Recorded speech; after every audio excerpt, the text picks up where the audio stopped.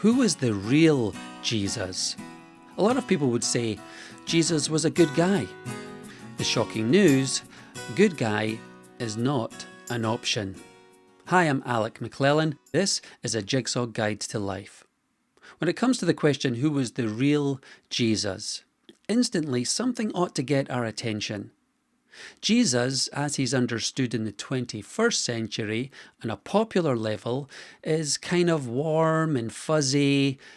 He was kind to children and older people. And his message, it was all about love, right? Well, if so, why did so many people walk away from him? Why did people rise up against him? Why did people torture him? Why did people kill him?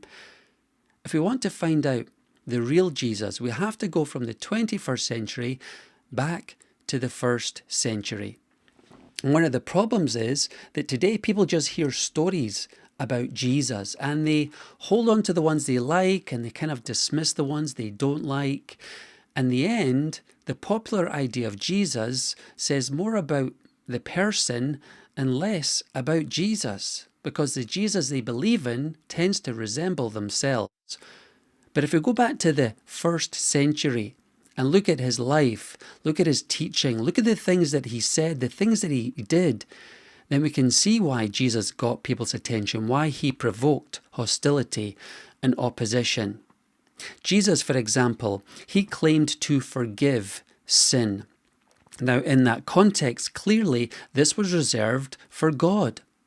Jesus claimed to have no sin. Jesus put himself on a par with God by saying that if you have seen me, you have seen God. And Jesus also went as far as to accept worship. He said that he could grant eternal life. He said that he would judge the world. He made claims that were outrageous to many people because Jesus made divine claims. He put himself on a par with God. Which is why when he did these things, many people at many times they picked up stones to stone him for blasphemy. We look at the life and the teaching of Jesus and we can understand why this good guy option or this good moral teacher option really isn't an option. This was very famously summarized beautifully by no one other than C.S. Lewis. C.S. Lewis said this, "I am trying here to prevent anyone saying the really foolish thing that people often say about Jesus. I'm ready to accept Jesus as a great moral teacher, but I don't accept his claim to be God." Lewis said, "That's the one thing we must not say. A man who was merely a man and said the sort of things Jesus said would not be a great moral teacher. He would either be a lunatic on a level with a man who says he is a poached egg, or else he would be the devil of hell. You must make your choice. Either this man was and is the Son of God, or else a madman, or something worse. You can shut him up for a fool, you can spit at him and kill him as demon, or you can fall at his feet and call him Lord and God." But, Lewis said, let us not come with any patronizing nonsense about his being a great human teacher. He has not left that open to us. He did not intend to. This good guy theory, Lewis reminds us, it's not on the table. Lewis famously framed his argument by saying Jesus is either Lord, or he's a liar, or he's a lunatic. Lord, liar, or lunatic. We could add one more. Jesus could have been a legend. He could just be a legendary figure. So who was Jesus? Lord, liar, lunatic, or legend? Well, let's consider some of these claims. Let's first think about, was Jesus a liar? Well, it's more likely that Jesus was a liar than he was a good guy when we consider the things that he said. But consider the life of a liar and contrast this with the life of Jesus. Do you know someone who just seems to be a liar? It's not someone that you really want to be around. Well, people flocked to be with Jesus. If someone is a liar, it's not someone that you trust. People trusted Jesus with their lives. If someone's a liar, you don't even want to listen to these people. People hung on every word that Jesus spoke. Sometimes people are liars and they do it for their own gain. Jesus suffered great loss. Sometimes people lie to fit in. Jesus stood out and went against the crowd. Liars do it because they have flawed character. Jesus' character was flawless. G.K. Chesterton captured beautifully the fact that Jesus was no liar, considering the claims that he made to put himself on a par with God. Divinity, says Chesterton, is great enough to be divine. It is great enough to call itself divine. But as humanity grows greater, it grows less and less likely to do so. God is God, but a great man knows he is not God. And the greater he is, the better he knows it.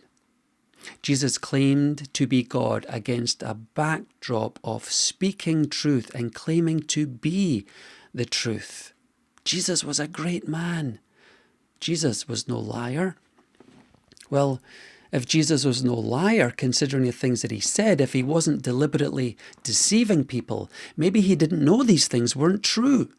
And if he was making these claims and he didn't know they weren't true, then Jesus was crazy. He was a lunatic. We can be so familiar with the life and teaching of Jesus that we can forget how radical Jesus really is. Philosopher Peter Kreeft reminds us when he says, "I have great sympathy for the non-Christian who understands what Christianity means and shakes his head in amazement, wondering how 2 billion otherwise sane and rational people, many of them among the most intelligent people in the world, can believe such a thing. Whatever else it is, Christianity is serious. If it's not ultimate truth, it's ultimate lunacy. The non-Christian," says Kreeft, "who thinks Christians are insane is far closer to Christian faith than the non-Christian who thinks Christians are just nice people." Jesus put himself on a par with God, and if his claims were false and he didn't know, then he was a lunatic. But returning to G.K. Chesterton, Chesterton said, "It is possible to find human beings who make this superhuman claim in lunatic asylums, in padded cells, but nobody supposes that Jesus of Nazareth was that sort of person, that the preacher of the Sermon on the Mount, the author of the parable of the prodigal son, was a monster with one mad idea. Yet by all analogy, we really have to put him there, or else in the highest place of all." Jesus was no liar. Jesus was no lunatic. So maybe Jesus was a legend. Maybe Jesus is just a legendary figure. Someone like Santa Claus today. I mean, Santa Claus is apparently loosely based on St. Nicholas, but St. Nicholas wouldn't even recognize himself today because of all the things that have been added to the story over time. Seems like every generation adds another layer to the story about Santa Claus. And some people seem to have the same idea about Jesus, that he's just a legendary figure, that the story of Jesus just evolved over time. Every generation they added to this story to the point where Jesus today, it would be unrecognizable to Jesus in the first century. But that's not how it happened. That's not how we know about Jesus. Our understanding of Jesus in the 21st century is based upon documents written in the first century. We're reading the same text today as those did in the early church. Ancient sources that talk about the life of Jesus and during the time where people were alive who knew about his life and his death and his resurrection because they were there. And the date of the documents is so important because there's no time for legend to occur. If you want to begin and develop a legend, you need long spans of time. So no one is around who was there at the time who can dispute the claims you make. When it came to the writing about the life of Jesus, if anything spurious was said, some people could say, listen, that's not what happened. I know, I was there at the time. Legend requires a long time. We don't have that when it comes to the historical sources about the life and teaching of Jesus. And you read the Gospels, you read about real people in real times, real events in real places. Jesus was no liar. Jesus was no lunatic. Jesus is no legend, which means that Jesus is Lord. Now that's the place many people do not want to end up. And that's why they look for any other option. But we need to close those other doors because those other conclusions are not reasonable. We arrive at the point where Jesus is Lord. It's fascinating when you were to stand back and consider some of the elements of the life of Jesus of Nazareth, just the natural components of his life. We think about a man who lived 2,000 years ago. He lived in a remote place. He only taught for 3 years, and he taught an ordinary group of people. Now, Jesus had no money.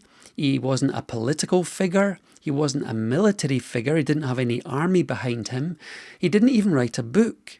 And he was killed as a common criminal before his ministry was able to gather momentum.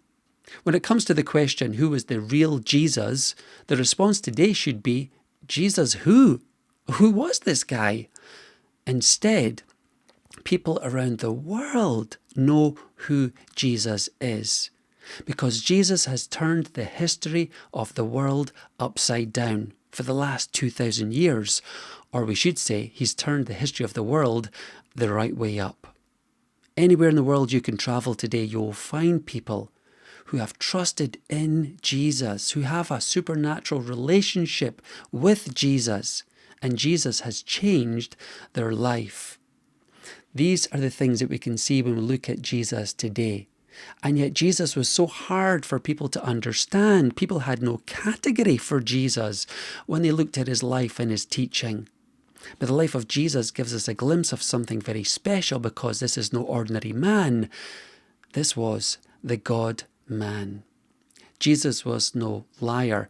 Jesus was no lunatic. Jesus was no legend. Jesus is Lord and God. Who is the real Jesus? Now you know. Jesus is Lord and God. So you know who the real Jesus is, but let me close with this. Do you know the real Jesus? Jesus came into this world not so that we would just know about him, but so that we could enter into a relationship with him. What is a Christian? Someone who learns about Jesus, but then trusts in Jesus as the Son of God who came into this world 2,000 years ago. He lived among us, he died for us, and he rose again from the dead to conquer death, to get rid of everything that separated us from a holy God. And so now what is our responsibility? Not just to know about Jesus, but to trust in Jesus, asking God for forgiveness and believing in Jesus that he died for us, and having God forgive us and welcome us back into his family. At that point, you don't just know about Jesus, you know Jesus, and that will change your life.